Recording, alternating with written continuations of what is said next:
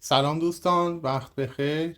امروز در خدمتتون هستم با حل یکی از سوالات آزمون طراحی شهریور 401 سوال 44م. در این سوال از SF استفاده شده. SF همون فاکتور خدمات موتور هست که بر حسب درصد بیان میشه و عبارت است از درصد اضافه باری که موتور میتونه برای دوره‌های کوتاه مدت تحمل کنه. به عنوان مثال اگر موتور 10 اسب باشه و SF اون 1.15 باشه، موتور میتونه 11.5 اسب تحمل داشته باشه.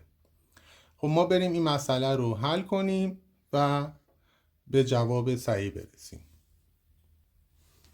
خب ما اینجا از فرمول توان باید استفاده کنیم. جریان برابر است با P بر حسب کیلووات تقسیم بر رادیکال 3 ضرب در ولتاژ خطی ضرب در کوسینوس فی ضرب در راندمان اتا و ضرب در اس اف. اینجا جریان برابر است با 22,000 تقسیم بر رادیکال 3 ضرب در 400 ولت ضرب در کوسینوس فی 87 صدم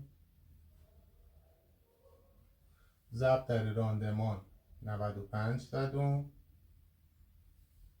این حاصل ضرب در SF که 1.1 هست میشه.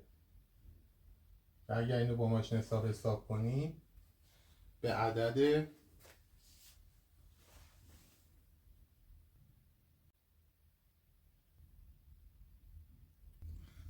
42.26 آمپر میرسیم که در نتیجه گزینه 2 درسته. 3750 بهترین انتخاب برای این کلید حرارتی هستش. ممنون که همراه بودید.